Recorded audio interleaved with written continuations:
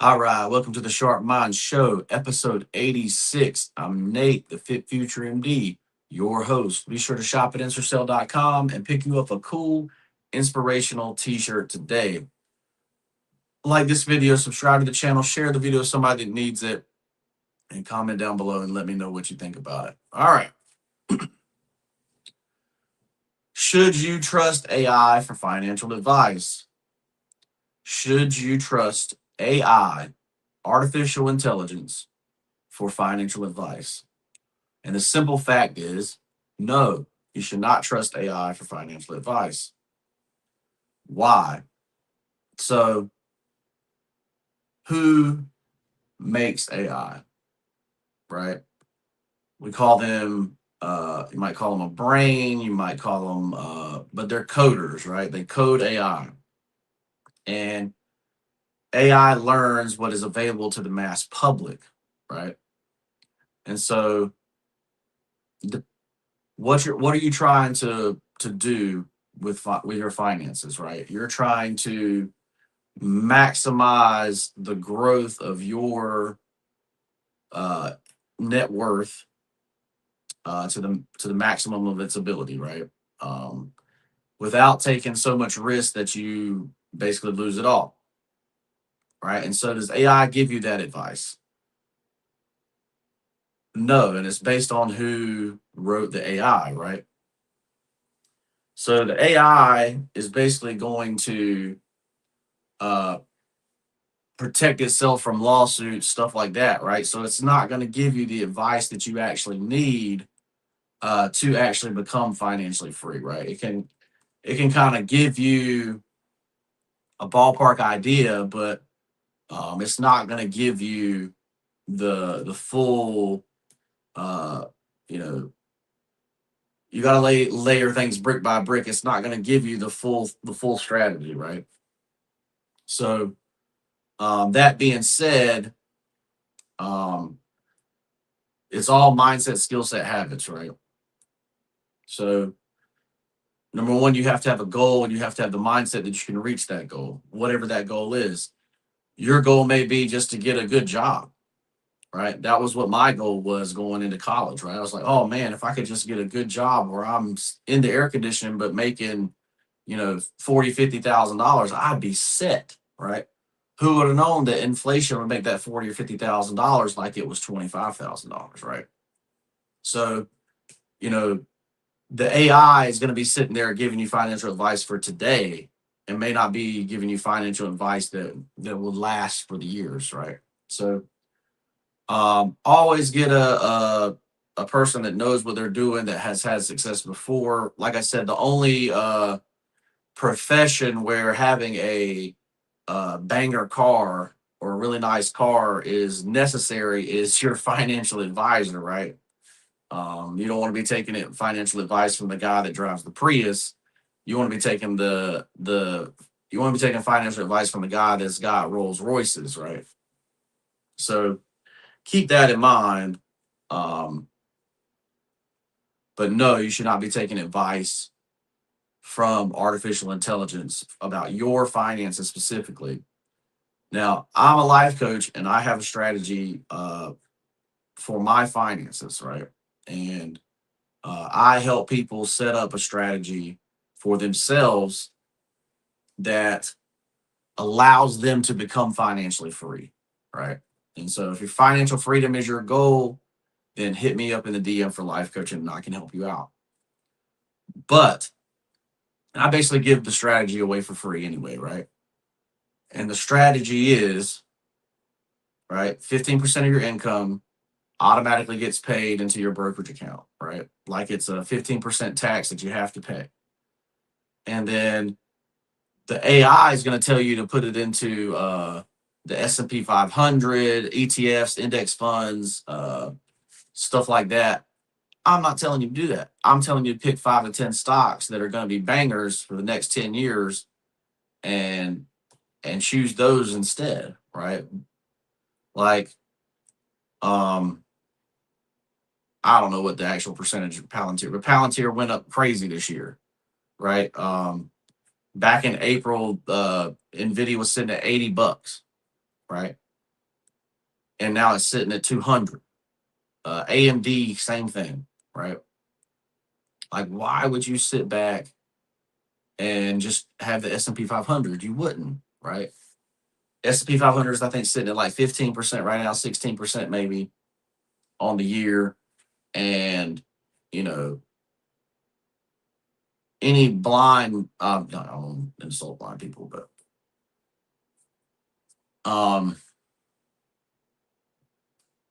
everybody could have beat that, basically. That's what I'm trying to say.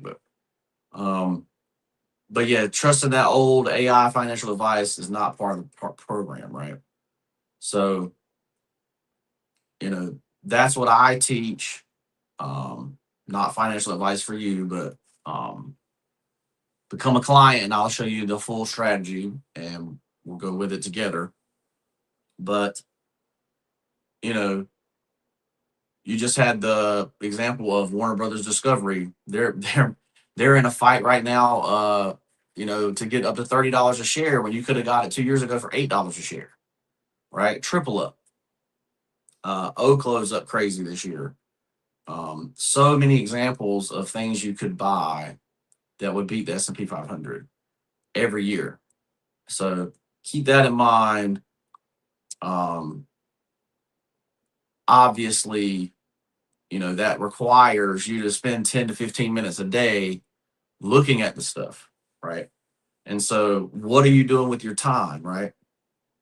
Are are you playing Xbox with your time instead of saying, okay, I'm gonna spend 15 minutes a day looking at this stuff, right? So should you trust AI for financial advice? Absolutely not. It's going to give you this old school, old advice, and you're going to be sitting there holding the bag on the S&P 500 um, because they didn't innovate and new companies came to took their place, and you just sat here getting your 7-8% instead of getting 25, 35, 1,000% to all the way up to 1,000% on some things, right? So keep that in mind. And people are like, oh, because it's short term, you got to pay taxes. Well, guess what? If you make 1,000% in a year and you pay taxes, that's fine because you just made 10 years worth of profit of the S&P 500, bro. Right? So keep that in mind. Um, this episode is brought to you by Dylan and Davina, The Adventure Begins, which is my wife's children's book. If you got nieces, nephews, or children of your own, be sure to check out Dylan and Davina, The Adventure Begins, available on Amazon, written by best-selling Amazon author Meredith Dillon Johnson. All right, so another finance question here, and it says, should you buy meme coins as investments? And once again, the answer is no. No, you should not buy meme coins as investments, right? So when Donald Trump got reelected, right, my wife got me a coin uh, of Donald Trump's mugshot on a silver coin, right? But the mugshot and the coin itself, like the print on the coin, is not worth anything. It's the silver that's backing up the coin that's worth something, right? But it's cool because it's a moment in history where uh, a former president was actually convicted of being a felon, right? So they basically kind of did that the same thing, but they did it with NFTs and crypto and call them meme coins. But the problem with these meme coins is that they pump them up, basically fake pump them up, and then they all, basically then they sell it all to the retail and it crashes, right? So, um, I kind of saw this, during COVID with SPACs. And that's basically where an already public company would basically purchase a non-public company to make it a public company, right? That's called a SPAC. But so I had a lot of luck with SPACs at the beginning. Thought SPACs was the best thing ever. Like, oh, you go buy it for $10, and then of course they're going to buy something that's worth more than $10 a share, right? Nope. But for the first three, I double, tripled up, quadrupled up, right? But that being said, so meme coins basically they pump it up and then drops off, right? So should that be an investment? Absolutely not. It's an investment. But if you want to, have something cool that's just in your collection just to have because you think it's cool, nothing wrong with that, right? So if you want the Hawk Tua meme coin, cool. But you overpaid if you bought it up here, you gotta wait till it crashes out, right? Um, Stuff like that, right? Um, Another, like I say, obviously Trump's got one. Um, but there's all kinds of meme coins out there, but it's not an investment, right? It's just we're gonna have fun with this. It's like you know, other things that you would have that just happen to be worth more later. It's not really that you're investing in it to be worth more. You're just buying it because you think it's cool, right? So keep that in mind. Don't buy meme coins, right? If as an investment, as something that you're going to try to, you don't put 30 all your 30 if you're worth 35 grand, you don't put 35 grand into meme coins thinking you're going to triple up, right? Basically is the point. Not financial advice. All right, so on to life coaching today. If today was the only day I got to do over, how would I live? All right, so this is just, if you had a day to live over, how would you do it? How would you live it, right? And this is basically saying that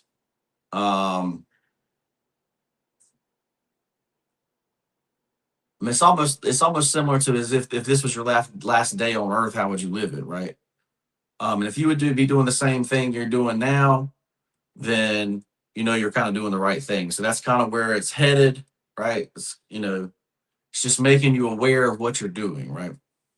So at Instastill, I just came out with a shirt that says "Stay at work, Dad," right? And, basically a pun off the stay-at-home mom, uh, you know, idea, but the stay-at-work dad that basically somebody has to fund these dreams.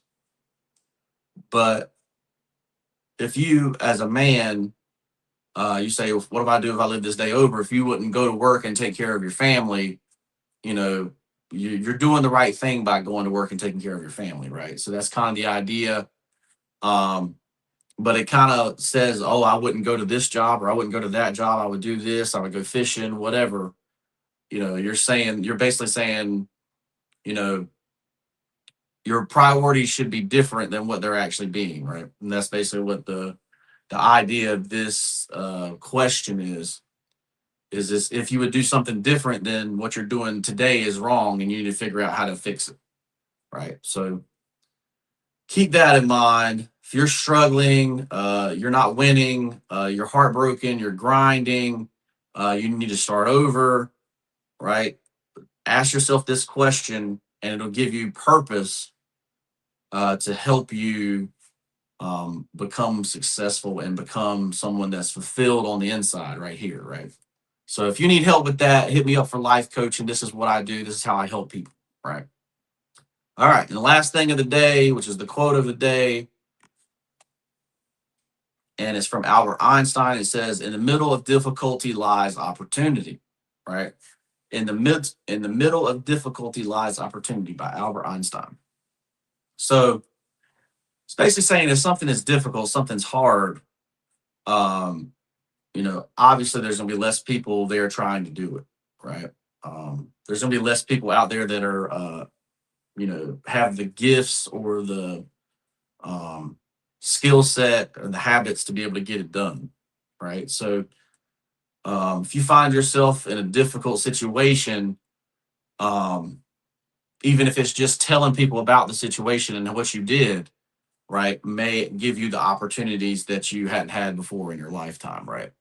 So obviously, he came up with a theory of relativity, which is obviously something difficult to prove, right? And so he literally spent most of his life waiting on an eclipse so that he could see Mercury so he could prove the theory of relativity, right? He had two opportunities in his whole life to prove it. He came up with a theory and he had to sit there and wait so that he could actually see the evidence and prove it, right? So that's what made the theory of relativity was easy to come up with, but proving the theory of relativity was what was difficult, right?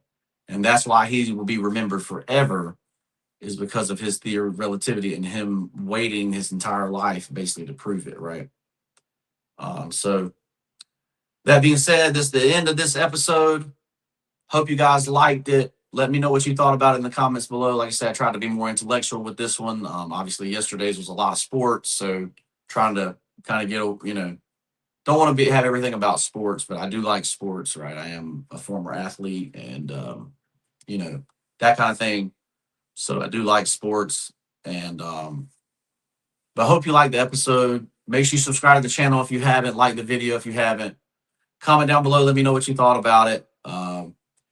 What would you change today on your purpose? What's difficult in your life that gives you opportunity?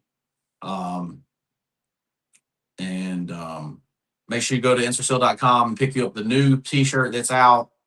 If you're a stay at work dad like myself, and we'll see you in the next piece.